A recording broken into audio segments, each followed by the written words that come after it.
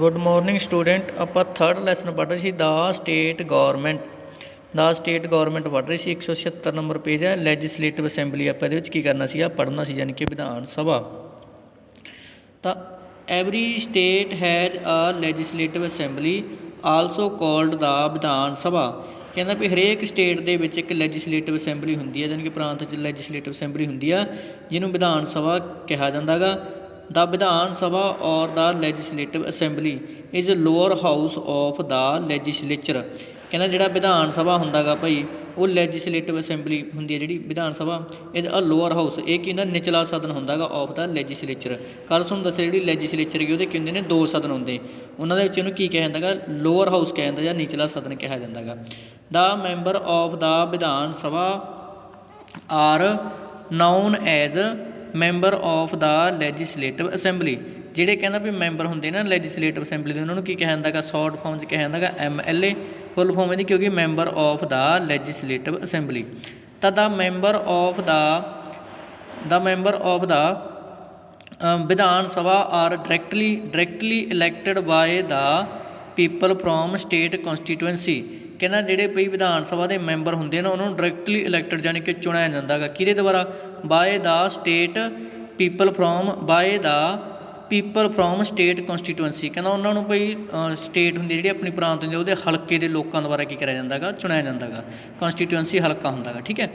ਚਲੋ ਵੀ the numbers of the members of the legislative assembly varies from state to state depending upon the population of the state. ਇਹਦਾ ਮਤਲਬ ਇਹ ਬਣੇਗਾ ਵੀ ਜਿਹੜੇ ਵੀ ਮੈਂਬਰ ਹੁੰਦੇ ਨੇ ਲੈਜਿਸਲੇਟਿਵ ਅਸੈਂਬਲੀ ਦੇ ਉਹ ਵੱਧ ਵੀ ਸਕਦੇ ਆ ਅਤੇ ਘੱਟ ਵੀ ਹੋ ਸਕਦਾ। ਵੀ ਕਿਸੇ ਸਟੇਟ 'ਚ ਤਾਂ ਵੱਧ ਹੋਣਗੇ, ਕਿਸੇ ਸਟੇਟ 'ਚ ਘੱਟ ਹੋਣਗੇ। ਕਿਉਂਕਿ ਕਿਸੇ ਸਟੇਟ ਦੀ ਜਨਸੰਖਿਆ ਯਾਨੀ ਕਿ ਪਾਪੂਲੇਸ਼ਨ ਵੱਧ ਹੁੰਦੀ ਹੈ, ਕਿਤੇ ਘੱਟ ਹੁੰਦੀ ਹੈ। ਜਿੱਥੇ ਵੱਧ ਹੋਊਗੀ ਉੱਥੇ ਵੱਧ ਹੋਣਗੇ, ਜਿੱਥੇ ਘੱਟ ਹੋਊ ਉੱਥੇ ਘੱਟ ਹੋਣਗੇ। ਜਿਵੇਂ ਯੂਪੀ ਦੀ ਜਨਸੰਖਿਆ 20 ਕਰੋੜ ਆ ਉੱਥੇ ਵੱਧ MLA ਹੋਣਗੇ, ਅਤੇ ਆਪਣੇ ਜਿਹੜਾ ਪੰਜਾਬ ਉਹਦੀ ਜਨਸੰਖਿਆ 2.5 ਕਰੋੜ ਆ ਤਾਂ ਇੱਥੇ MLA ਘੱਟ ਹੋਣਗੇ। ਤਾਂ people who are registered to vote, ਲੋਕ ਭਾਈ ਜਿਹਨੂੰ ਕੀ ਕਰਦੇ ਨੇਗੇ ਵੋਟ ਪਾਉਂਦੇ ਨੇ। Elect their representative from the constituency, ਆਪਣੇ ਜਿਹੜਾ ਹਲਕਾ ਹੁੰਦਾ ਉਹਦੇ ਵਿੱਚੋਂ ਵੀ ਆਪਣਾ ਪ੍ਰਤੀਨਿਧ ਚੁਣਦੇ ਨੇ ਵੋਟ ਪਾ ਕੇ, ਠੀਕ ਹੈ। To represent them in the state assembly, ਉਹੀ ਬੰਦਾ ਭਾਈ ਫਿਰ ਸਟੇਟ ਅਸੈਂਬਲੀ ਵਿੱਚ ਉਹਨਾਂ ਦੀ ਕੀ ਕਰੂਗਾ, ਪ੍ਰਤੀਨਿਧਤਾ ਕਰੂਗਾ ਉਸ ਹਲਕੇ ਦੀ, ਠੀਕ ਹੈ। According to the constitution of India, ਭਾਰਤੀ ਸੰਵਿਧਾਨ ਦੇ ਅਨੁਸਾਰ the maximum size of assembly can not be more than 500 members and the minimum not less than 60। ਇਹਦਾ ਮਤਲਬ ਇਹ ਹੋਏਗਾ ਵੀ ਜਿਹੜੀ ਵਿਧਾਨ ਸਭਾ ਹੁੰਦੀ ਹੈ ਨਾ ਆਪਣੀ ਸਟੇਟ ਅਸੈਂਬਲੀ ਹੋ ਗਈ ਜਿਹੜੀ ਆਪਣੀ, ਇਹਦੇ ਵਿੱਚ ਕਹਿੰਦੇ ਵੀ ਵੱਧ ਤੋਂ ਵੱਧ ਮੈਂਬਰ ਕਿੰਨੇ ਹੋ ਸਕਦੇ ਨੇ, 500 ਮੈਂਬਰ ਹੋ ਸਕਦੇ ਨੇ। ਅਤੇ ਘੱਟ ਤੋਂ ਘੱਟ ਮੈਂਬਰ ਕਿੰਨੇ ਰੱਖਣੇ ਨੇ ਭਾਈ 60 ਨੇ, 60 ਤੋਂ ਘੱਟ ਨਹੀਂ ਹੋਣੇ ਚਾਹੀਦੇ ਅਤੇ 500 ਤੋਂ ਵੱਧ ਨਹੀਂ ਹੋਣੇ ਚਾਹੀਦੇ, ਅਤੇ ਵਿਚਾਲੇ ਕਿੰਨੇ ਮਰਜ਼ੀ ਹੋ ਸਕਦੇ ਨੇ, ਠੀਕ ਹੈ। ਤਾਂ ਦਾ term of the Vidhan Sabha is 5 year. ਜਿਹੜੀ ਵਿਧਾਨ ਸਭਾ ਹੁੰਦੀ ਹੈ ਇਹਦੇ ਮੈਂਬਰ ਹੁੰਦੇ ਨੇ MLA ਹੁੰਦੇ ਨੇ, ਚੁਣੇ ਜਾਂਦੇ ਨੇ ਕਿੰਨੇ ਟਾਈਮ ਵਾਸਤੇ ਹੁੰਦੀ ਆ, 5 ਸਾਲਾਂ ਵਾਸਤੇ ਹੁੰਦੀ ਆ। ਆਪਾਂ ਨੂੰ ਦੇਖੋ ਪਤਾ ਹੀ ਵੀ 5 ਸਾਲਾਂ ਬਾਅਦ ਵੋਟਾਂ ਪੈਂਦੀਆਂ ਨੇ, ਹੈ ਨਾ, 5 ਸਾਲਾਂ ਵਾਸਤੇ ਹੁੰਦੀ ਆ। Though it can be dissolve before the expire of its term, ਵੀ ਇਹਦੇ ਕਾਲ ਤੋਂ ਪਹਿਲਾਂ ਭਾਈ ਇਹਦੇ ਕਾਲ ਤੋਂ ਪਹਿਲਾਂ ਇਹਨੂੰ ਐਕਸਪਾਇਰ ਵੀ ਕੀਤਾ ਜਾ ਸਕਦਾ ਜਾਂ ਇਹਨੂੰ ਖਤਮ ਵੀ ਕੀਤਾ ਜਾ ਸਕਦਾ। ਕਿਹਦੇ ਦੁਆਰਾ, ਬਾਏ ਦਾ ਗਵਰਨਰ, ਜਿਹੜਾ ਪੰਜਾਬ ਦਾ ਗਵਰਨਰ ਸਟੇਟ ਦਾ ਗਵਰਨਰ ਹੁੰਦਾ ਨਾ ਉਹਦੇ ਦੁਆਰਾ ਕੀ ਕਿਹਾ ਜਾਂਦਾ ਇਹਨੂੰ ਭਾਈ ਪਹਿਲਾਂ ਵੀ ਖਤਮ ਕੀਤਾ ਜਾ ਸਕਦਾ ਗਾ। ਤਾਂ ਦਾ term of the Vidhan Sabha can be extend, ਕਹਿੰਦਾ ਜਿਹੜਾ ਇਹਦਾ ਕਾਲ ਹੁੰਦਾ ਗਾ ਵੀ ਵਿਧਾਨ ਸਭਾ ਦਾ ਸਮਾਂ ਹੁੰਦਾ ਗਾ ਉਹਨੂੰ ਐਕਸਟੈਂਡ ਯਾਨੀ ਕਿ ਵਧਾਇਆ ਵੀ ਜਾ ਸਕਦਾ ਗਾ। ਕਿਵੇਂ, ਬਾਏ ਦਾ ਪਾਰਲੀਮੈਂਟ ਦੇ ਦੁਆਰਾ ਡਿਊਰਿੰਗ ਆ ਸਟੇਟ ਐਮਰਜੈਂਸੀ, ਜੇ ਭਈ ਸਟੇਟ ਦੇ ਵਿੱਚ ਕੋਈ ਆਪਾਤਕਾਲੀਨ ਸਥਿਤੀ ਆ ਜਾਏ ਜਾਂ ਐਮਰਜੈਂਸੀ ਆ ਜਾਏ ਫਿਰ, ਠੀਕ ਹੈ। ਤਾਂ ਹੁਣ ਆਪਾਂ ਪੜ੍ਹਾਂਗੇ ਵੀ ਜਿਹੜੀ ਇਹ ਆਪਾਂ ਪੜ੍ਹ ਲਿਆ ਲੈਜਿਸਲੇਟਿਵ ਅਸੈਂਬਲੀ ਕੀ ਹੁੰਦੀ, ਉਹਦੇ 'ਚ ਮੈਂਬਰ ਕਿੰਨੇ ਹੋਣੇ ਚਾਹੀਦੇ, ਹੈ ਨਾ। ਤਾਂ ਪ੍ਰੀਜ਼ਾਈਡਿੰਗ ਆਫਿਸਰ, ਕਹਿੰਦਾ ਜਿਹੜਾ ਵੀ ਇਹ ਲੈਜਿਸਲੇਟਿਵ ਅਸੈਂਬਲੀ ਹੁੰਦੀ ਇਹਦੀ ਪ੍ਰਧਾਨਗੀ ਕੌਣ ਕਰ ਦਿੰਦਾ, ਕੋਈ ਪ੍ਰਧਾਨ ਤਾਂ ਹੁੰਦਾ ਹੀ ਹੈਗਾ। ਜਿਵੇਂ ਆਪਣਾ ਸਕੂਲ ਹੈਗਾ, ਸਕੂਲ ਦਾ ਪ੍ਰਿੰਸੀਪਲ ਹੁੰਦਾ, ਉਵੇਂ ਜਿਹੜੀ ਅਸੈਂਬਲੀ ਹੋਊਗੀ ਉਹਦਾ ਕੀ ਹੋਊਗਾ, ਪ੍ਰਧਾਨ ਹੋਊ। ਜਿਵੇਂ ਕੋਈ ਟੀਮ ਹੁੰਦੀ ਆ ਉਹਦਾ ਵੀ ਇੱਕ ਕਪਤਾਨ ਹੁੰਦਾ ਨਾ, ਕੈਪਟਨ, ਉਹਨਾਂ ਦੀ ਉਹਦੀ ਪ੍ਰਧਾਨਗੀ ਉਹ ਕਰਦਾ, ਉਵੇਂ ਵੀ ਇਹਦੀ ਪ੍ਰਧਾਨਗੀ ਕੌਣ ਕਰਦਾ ਗਾ। ਤਾਂ ਦਾ ਲੈਜਿਸਲੇਟਿਵ ਅਸੈਂਬਲੀ ਹੈਜ਼ ਆ ਸਪੀਕਰ ਐਂਡ ਡਿਪਟੀ ਸਪੀਕਰ, ਜਿਹੜੀ ਲੈਜਿਸਲੇਟਿਵ ਅਸੈਂਬਲੀ ਹੁੰਦੀ ਹੈ ਵਿਧਾਨ ਸਭਾ ਹੁੰਦੀ ਉਹਦੇ ਵਿੱਚ ਵੀ ਇੱਕ ਸਪੀਕਰ ਹੁੰਦਾ, ਇੱਕ ਡਿਪਟੀ ਸਪੀਕਰ ਹੁੰਦਾ, ਠੀਕ ਹੈ।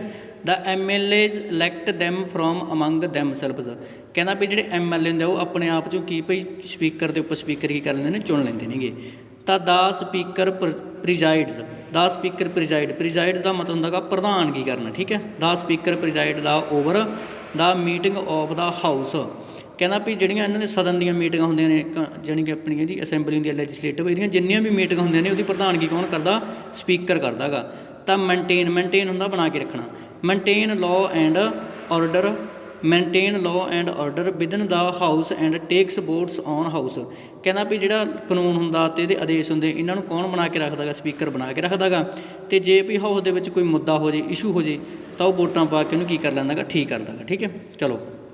ਦਾ deputy speaker presides the house in the absence of the speaker. ਕਹਿੰਦਾ ਬਈ ਜੇ ਸਪੀਕਰ ਨਾ ਹੋਵੇ, ਠੀਕ ਹੈ, ਕਈ ਵਾਰੀ ਉਹ ਛੁੱਟੀ 'ਤੇ ਹੋਵੇ ਜਾਂ ਮੰਨ ਲਓ ਕੋਈ ਆਪਾਤਕਾਲੀਨ ਸਥਿਤੀ ਹੈ ਜਾਂ ਮੰਨ ਲਓ ਸਪੀਕਰ ਦੀ ਮੌਤ ਹੋ ਜਾਏ ਜਾਂ ਕੁਛ ਮਰਜ਼ੀ ਹੋ ਜਾਏ, ਮੰਨ ਲਓ ਉਹਦੀ ਗੈਰ ਹਾਜ਼ਰੀ ਦੇ ਵਿੱਚ, ਤਾਂ ਫਿਰ ਜਿਹੜੀ ਆਪਣੀ ਭਈ ਹੁੰਦੀ ਅਸੈਂਬਲੀ ਹੁੰਦੀ ਆ, ਉਹਦੀ ਪ੍ਰਧਾਨਗੀ ਕੌਣ ਕਰੂਗਾ, ਡਿਪਟੀ ਸਪੀਕਰ ਕਰੂਗਾ। ਜਿਵੇਂ ਹਰੇਕ ਟੀਮ ਦੇ ਵਿੱਚ ਇੱਕ ਕਪਤਾਨ ਹੁੰਦਾ, ਇੱਕ ਉਪ ਕਪਤਾਨ ਹੁੰਦਾ, ਠੀਕ ਹੈ, ਉਵੇਂ ਤਾਂ ਉਹਦੀ ਉਹ ਕਰੂਗਾ। ਤਾਂ ਆਹ ਦੇਖੋ, ਆਹ ਅਸੈਂਬਲੀ 'ਚ MLA ਬੈਠੇ ਨੇਗੇ, ਇਹਨਾਂ ਨੂੰ ਇਹਨਾਂ ਪ੍ਰਧਾਨਗੀ ਕੌਣ ਕਰੀਂਦਾ, ਸਪੀਕਰ ਕਰੀਂਦਾ। ਜਿਹੜੀ ਆ ਔਰਤ ਹੈਗੀ ਕੀ ਹੈ, ਸਪੀਕਰ ਹੈਗੀ। ਠੀਕ ਹੈ, ਚਲੋ ਹੁਣ ਆਪਾਂ ਦੱਸਣਾ ਗਾ ਬਈ ਦੇਖੋ, qualification for membership to the 2 houses of state legislature.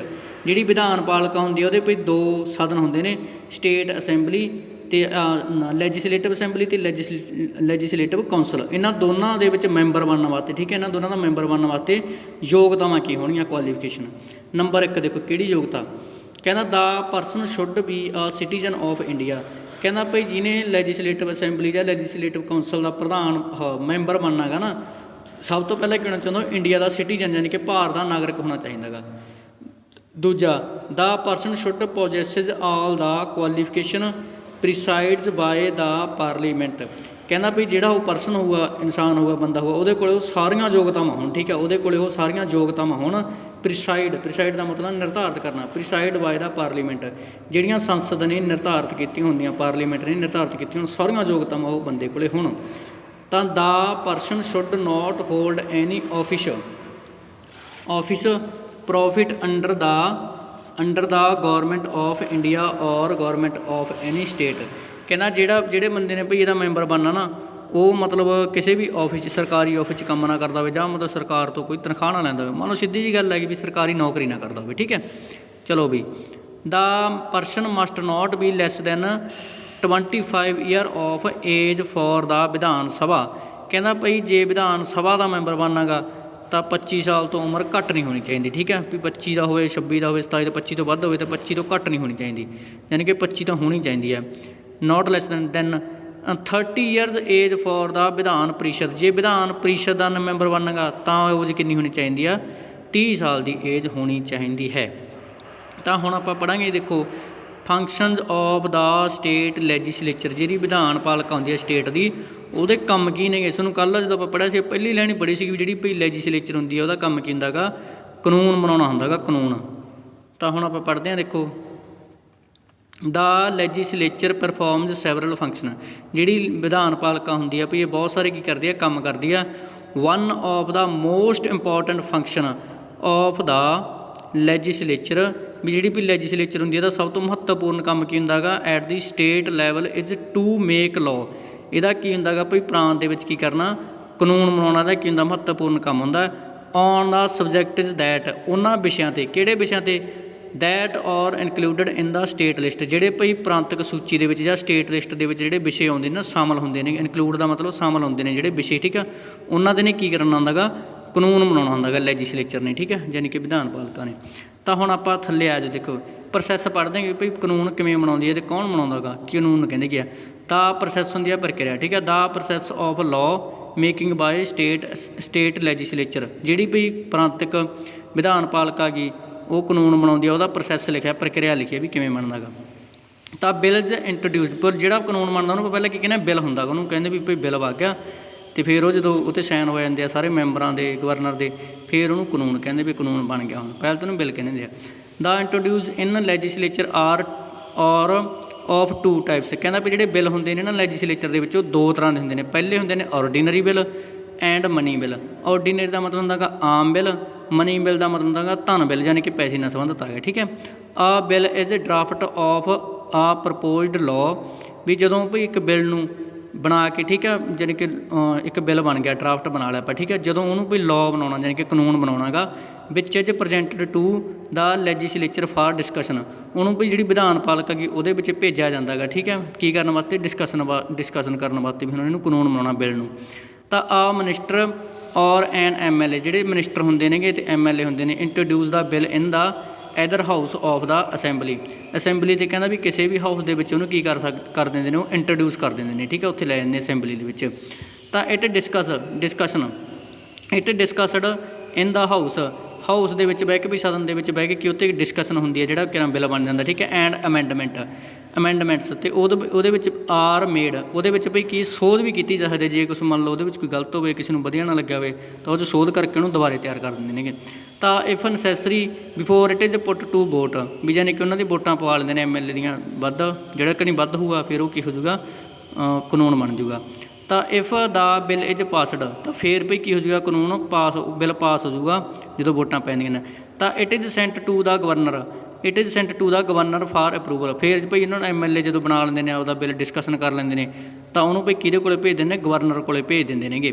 ਤਾਂ it becomes an act only after the governor sign, ਵੀ ਜਿਹੜਾ ਭਈ ਇਹ ਬਿੱਲ ਹੋਊਗਾ ਨਾ, ਉਨਾ ਚਿਰ ਭਈ ਇਹ ਕੀ ਐਕਟ ਨਹੀਂ ਬਣ ਸਕਦਾ ਜਾਂ ਕਾਨੂੰਨ ਨਹੀਂ ਬਣ ਸਕਦਾ, ਕਿੰਨਾ ਚਿਰ, ਜਿੰਨਾ ਚਿਰ ਇਹਦੇ ਉੱਤੇ ਜਿਹੜਾ ਗਵਰਨਰ ਹੁੰਦਾ ਸਟੇਟ ਦਾ, ਉਹ ਭਈ ਕੀ ਨਾ ਕਰ ਸਕੇ, ਸਾਈਨ ਨਾ ਕਰੇ। ਅਤੇ ਠੀਕ ਹੈ, ਤਾਂ there are various types of bills, ਕਹਿੰਦਾ ਭਈ ਬਿੱਲਾਂ ਦੀਆਂ ਬਹੁਤ ਸਾਰੀਆਂ ਕਿਸਮਾਂ ਹੁੰਦੀਆਂ ਨਹੀਂਆਂ। Money bill and other financial bill, ਧਨ ਬਿੱਲ ਜਾਂ ਅਦਰ ਫਾਈਨੈਂਸ਼ੀਅਲ ਜਾਂ ਹੋਰ ਪੈਸੇ ਨਾਲ ਸੰਬੰਧਿਤ ਬਿੱਲ ਹੋ ਗਏ, ਧਨ ਬਿੱਲ ਹੋ ਗਿਆ ਜਾਂ ਪੈਸੇ ਨਾਲ ਹੋਰ ਸੰਬੰਧਿਤ ਬਿੱਲ ਹੋ ਗਏ, can be introduced only in the legislative assembly, ਕਹਿੰਦਾ ਸਿਰਫ ਲੈਜਿਸਲੇਟਿਵ ਅਸੈਂਬਲੀ ਦੇ ਵਿੱਚ ਹੀ ਜਾਣਗੇ ਉਹ ਬਿੱਲ। ਭਈ ਉਹਨਾਂ ਦੇ ਜਿਹੜੇ ਹੁੰਦੇ ਨੇ, ਮਨੀ ਬਿੱਲ ਹੋ ਗਿਆ ਜਾਂ ਫਾਈਨੈਂਸ਼ੀਅਲ ਬਿੱਲ ਹੋ ਗਿਆ, ਇਹ ਕਾਹਦੇ ਜਾਣਗੇ, ਲੈਜਿਸਲੇਟਿਵ ਅਸੈਂਬਲੀ ਦੇ ਵਿੱਚ ਹੀ ਜਾਣਗੇ ਇਕੱਲੇ। ਅਤੇ ਜੇ ਔਰਡੀਨਰੀ ਬਿੱਲ ਹੁੰਦਾ ਗਾ, ਇਹ ਦੋਨੇ ਸਦਨਾਂ 'ਚ ਹੀ ਜਾਊਗਾ, ਲੈਜਿਸਲੇਟਿਵ ਅਸੈਂਬਲੀ 'ਚ ਵੀ ਜਾਊਗਾ ਅਤੇ ਲੈਜਿਸਲੇਟਿਵ ਕਾਊਂਸਲ 'ਚ ਵੀ ਜਾਊਗਾ। ਹੁਣ ਆਪਾਂ ਪੜ੍ਹਾਂਗੇ ਮਨੀ ਬਿੱਲ ਬਾਰੇ, ਠੀਕ ਹੈ। ਦੇਖੋ ਮਨੀ ਬਿੱਲ ਆ ਗਿਆ, ਤਾਂ money bill can be introduced only in the Vidhan Sabha, ਜਿਹੜਾ ਭਈ ਮਨੀ ਬਿੱਲ ਹੁੰਦਾ ਗਾ, ਉਹ ਸਿਰਫ ਕਿੱਥੇ ਆ, ਵਿਧਾਨ ਸਭਾ ਦੇ ਵਿੱਚ ਹੀ ਜਾਊਗਾ। After the bill is passed by the Vidhan Sabha ਦੇ ਵਿੱਚ ਭਈ ਪਾਸ ਹੋਣ ਤੋਂ ਬਾਅਦ ਜਿਹੜਾ ਬਿੱਲ ਹੈਗਾ, ਇਟ ਇਜ਼ ਸੈਂਟ ਟੂ ਦਾ ਵਿਧਾਨ ਪ੍ਰੀਸ਼ਦ, ਇਹ ਵਿਧਾਨ ਪ੍ਰੀਸ਼ਦ ਕੋਲ ਭੇਜ ਦਿੱਤਾ ਜਾਂਦਾ ਗਾ।